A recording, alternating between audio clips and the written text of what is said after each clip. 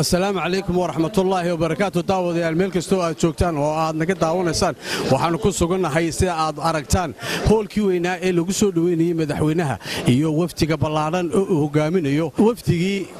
la socday madaxweynuhu iyagu ay yimaadeen sida aad aragtaanba ay fadhiyaan madaxweynihiina aanu sugayno madhowna uu soo gaari doono celinayaa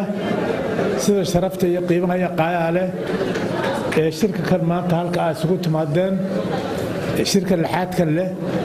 soo dhaweyn aad ku soo dhaweynaysaan waftiga ka yimid Soomaaliland waxa kale oo aan jecelahay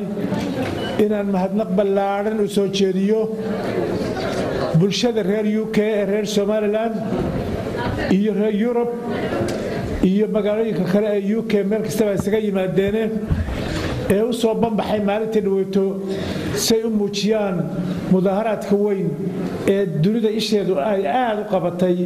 ee ay iyada oo waqti adag oo robda ay ahayd ay haddana muujiyeen dareenkooda wadaninimo iyo caatifada iyo dareenka iyo wadanimada ay u hayaan dalkooda iyo dadkooda niyad wanaag ay u hayaan muujiyeen meel isaga yimid meel walba isaga yimid u muuqday quwadda ay Soomaaliland leedahay iyo xoogga ay leedahay iyo sida dadka iyo shacbiga ula socda dibadda gudaba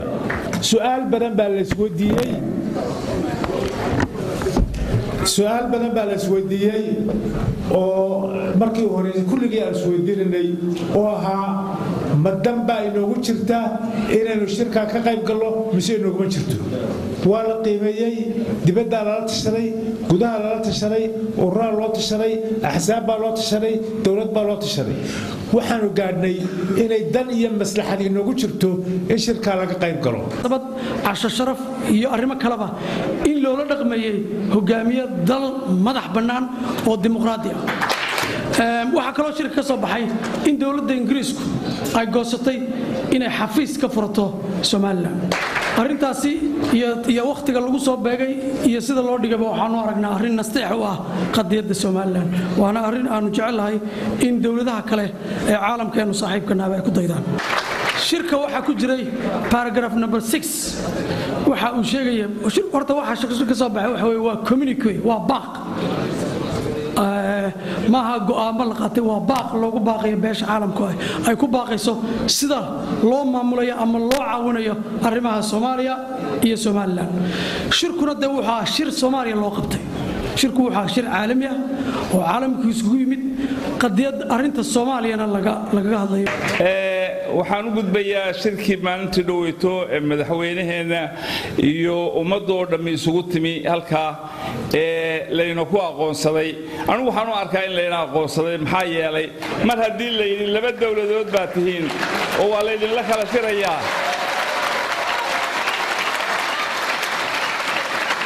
ballanqaadkii aqoonsigii keena waa keennay marka ba horta taa ku tashado waxba idinkama maqna mar haddii la yidhi Soomaaliland iyo Soomaaliya wada hadlaya oo la dhex fadhiisanaya oo heshiiskooda ama ha heshiiyeen ama ha isdiideen waa la dhageysanayaa dee marka waxba inooma yaaline waxaanu leenahay iyana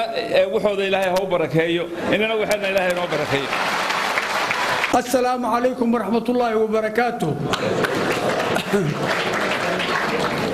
سلام كدب ومرق مدونتو والله يسحنتا قفك الدبدي سال لقى هدلا وشقوي اللي عاديستي وقفك الشيطان كيسو وينادي ودمي وحونا قاين ونقان بحمان يقان waxaynu guusha u naqaan buugul darro u yaqaan ashkhaastaas way soo yara badanayaan way nagu yaraan jireen waxa leeyahay istafirku waa reeban yahay waa marag madoonto muwaadiniinta reer Soomaaliland halka fadhida iyo inta maqaniba inay kelmadeedii taariikhiga ahayd tidhi maantiina waydo arbacadii bisha 22 ka ahayd raxmadda Ilaahay da'aysay dadka yar iyo haddii Alla ku roobku socdeen dadkaasu inay kelmadoodii waxay doonayaan sheegeen dadka luqadda akhristaana ay akhristeen oo fahmeen waxa aynu doonayno qiimo weyn bay ku fadhidaan waana idin qoran tahay taariikhduna way sajilaysaa horta 5 sanadood ee soo socda sida himilada iyo aragtida aynu gaar lahayn qaybta saddexaadna dabcan waxa weeye sidii loo maalgelin lahaa barnaamijyada iyo mashaariicda aynu doonayno inuu ku dhaqan galino himiladeena idinku haddii aad qurba joog aad tihiin waxaa ka soo gelaysaan himiladaas xaqiijinteeda dhowr meelood oo la xidhiidha khaasatan dhinaca maalgelinta iminka bagidii waynu wada ognahay tiir dhexaadka dhaqaalaheenu maanta uu ku taagan yahay maaha xaqiiqdii waxaynu gudaha ka soo saaro ee waa waxa idinku aad soo dirtaan ee waddanka aad tartaan haddii aad tihiin qurba jooga aad baa ugu mahadsantihiin halkan joogta ee ka mid ah ummadda reer Somaliland ee faraha badan leh halkan fadhiya waxaan dhammaantood idin salaamayaa maanta runtii waxaan xasuustay in maalintii aynu qaadanay xornimadeena Somaliland waxa aan xasuusanahay maxamed xaaji ibraahim galba kalmad ayaa yiri maalintii aan tagnay aan helay xornimadeena wuxuu yiri waxa aan ogahay in ilaahay aw maanta inagu maneeyay inaan nahay ummad maanta aan gaarnay wax qabad weyn oo ku saabsan ilaahay inuu nagu galadaystay inaan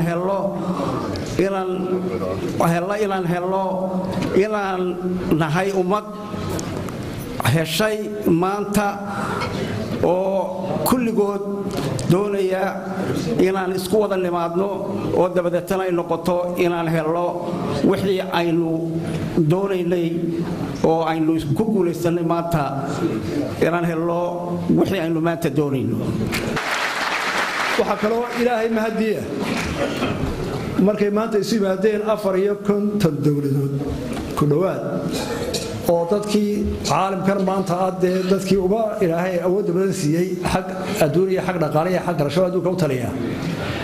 markay muddo rafanayeen waxa soo lacag galiyeen ee Mareykan iyo Ingiriis iyo dowladda Majeerada isu yimaadeen ee nin waliba baaciyay waxa ilaahay mahadiya inay dhaafin waayeen oo ay noo marxaat furan hadaynu Soomaaliland nahay bishii May 1991 burco go'aankii aynu ku gaadhnay mid dhaafsan inay soo saari kari waayeen caalamka oo maanta laynoo soo noqday 22 sano ka bacdi oo la yiri laba meelood iyagoo ah loo garqaado qodobka ugu weyn ka soo baxay waxa weeye iyaga oo laba dawladooda ama laba qolo oo soo fadhiya loo garqaado wuxuudu oo yaa nimanka la isku qasbin ee hawada hadleen mar hadduu caalamka 22 sano halkaynu joognay inaga oo dagaal ka soo baxnay oo daalan oo wareersan go'aankii aynu dhignay war 26 Juun lagu celiyo oo labadii qoleen kala ahayn mar haddii dino aynu kala baxano oo mid wixiisa soo dhistay barigeenu si xiisoona yeerkeedii mar haddii caalamka taa dhaafin waayay oo garashadii ilaahay maalinta aynu harunay maanta adduunka nagu raacay iyana waa ilaahay mahadi caawa sharaf weyn waxaan salaamayaa madaxweynaha iyo wafdigiisa qurba jooga aan u nimi aan martida u nahay waxaan leeyahay assalaamu calaykum waraxmatullaahi wabarakaatuh marka labaad arrinkan maanta aan u soconno anigu waxaan u arkaa arrin sharaf weyn noo leh maadaama aanu wada soconno markii u horreysay mucaarad iyo muxaafidba waa guul Soomaaliland soo hoyatay annagoo isku qalbigu hadduu kala takan yahay waxa ma keeno arrinkan markii naloo keenay horreysay madaxweynaha annaguba waan ka shakinay aad baa loo baaray ingiriiska loo yeeray waa la waraystay ilaa istaatiskii Somaliland oo meel dhigay maanan qaadan udubna waxay ahayd tii u horreysay ee markii ay waraysteen ku dhawaaqday in shirka la tago laakiin ninkii xanuunsanaya uu halkiisa laakiin go'aanka waan qaadan baaris baa la sameeyay wax ka soo weeliin wax ka soo hagaajiyay laba arrimood baa soo baxay laba arrimood waa inaan address gareynaa mid waxa weeye waxa la yidhi cid waxa la yidhi Soomaali soo heshiiyo Soomaali la heshiin jiray ma jirto way dhintay ma la yidhi talabana waxa la yidhi ma haystaan wadan si Suudaan gacanta qabto arintooda caawisa labada waynu sameeysanaa Soomaaliya waxa ay wada hadla ilaa iyo maanta shirka ka horo waxa laha Soomaalidu 4.5 iyo 18 gobolka ku shaqeysato labada waa la tuuray 4.5 kii la soo malmaluuqay waa la tuuray 18 kii uu siyad ku feegarayna waa la tuuray la waxa soo baxaya Soomaaliland iyo Soomaaliya waxay meeg qadiyadii lama bedelin laakiin ruudkii baa la bedelay iyada waan ka baxaynaa in la soo hubiya waxaan hubiyay in arintan maanta ka dhacday wadanka Ingiriiska inaan noqonay arin dhaba oo wasiirka arrimaha dibadduna albaabadan oo garaacay oo aad oo intaxyo ku furay madaxweynaha iyo xukuumaddiisuna ay ka wada socoto waxaa sharafa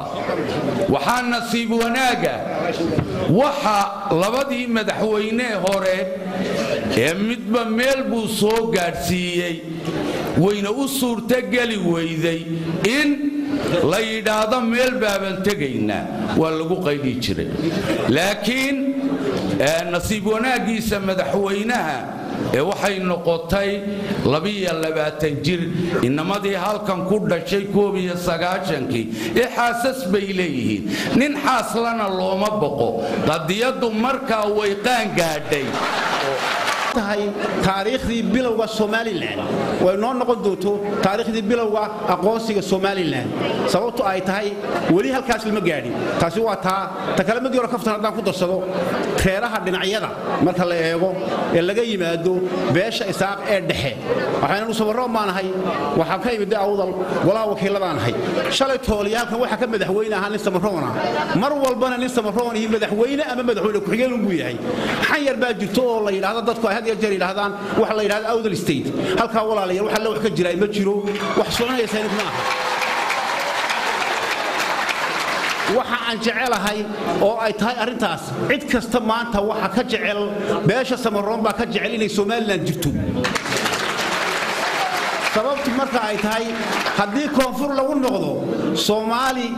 ama Soomaaliya lagu noqdo oo Soomaaliya midowdo waxaan anigu qabaa ama fikirkayga ka dhadhacsan oo yahay inaan madaxweyne ka helay inaan ku xigeen ka helay oo ay tahay wasiirkii kaliya oo kaliya inaan helayno wixii loo oran lahaa aad baa loo yiri waxana hadal bay u baahan yihiin waxana waxay u baahan yihiin aqbalu maanta hadalkuba intaaynu gaadho ma ahayn sharafkaa samayseen intii la dhan joogtay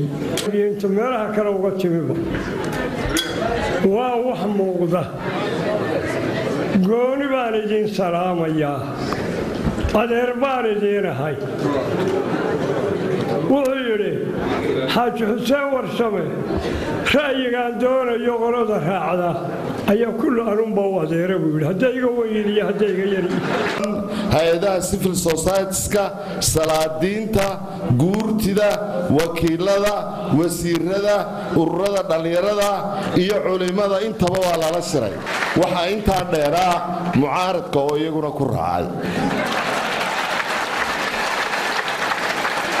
sidaasuu go'aanku ku ahaa go'aan qaran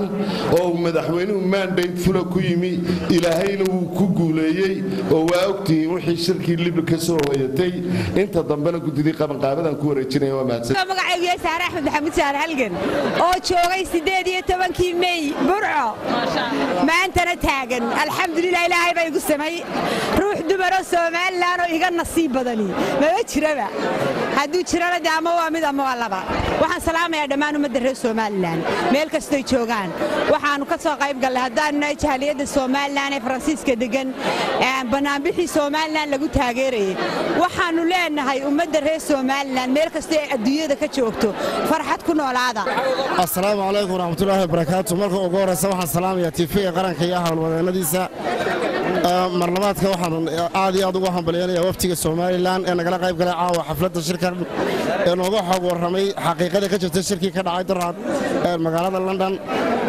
aad iyo aadna waxaanu ugu kalsoonahay hadalladii halkan ka jeedinaya khudbadahoodii waxaanu aad iyo aad u salaaminaa dhammaan shacabweynaha reer somalilan ee ka soo qayb galay xafladda tan caawa wasalaamu calaykum waraxmatullaahi wabarakaatu asalaamu calaykum marka horeyse waan salaamay halkan waxaan ka salaamaya madaxweynaha jamhuuriyadda somalilan axmed maxamed maxamuud shiiraanye waxaan salaamaya kale madaxweyne ku-xigeenka saylici aabbahay abiib diiriyan salaan qaalaya u dirayaa hooyadii fadxiyo xuseen aad baan u salaamaya dhammaan jaaliyadda reer somalilan ayaan salaamaya ciidanka qaranka somalilan aad baan salaan qaalaya u dirayaa dhammaantiin waan salaamintihiin kolley shucuurteeda lama soo koobi karo aad baan u faraxsanahay marka wasalaamu calaykum waraxmatullahi wabarakaatu bismillahi raxmaan raxiim marka ugu horeysa waxaan salaamayaa dhammaan dadweynaha somalilan meel kasta adduunka ka joogaan runtii kale waxaan ka mid ah fanaaniinta ka soo qayb gashay xafladan caawa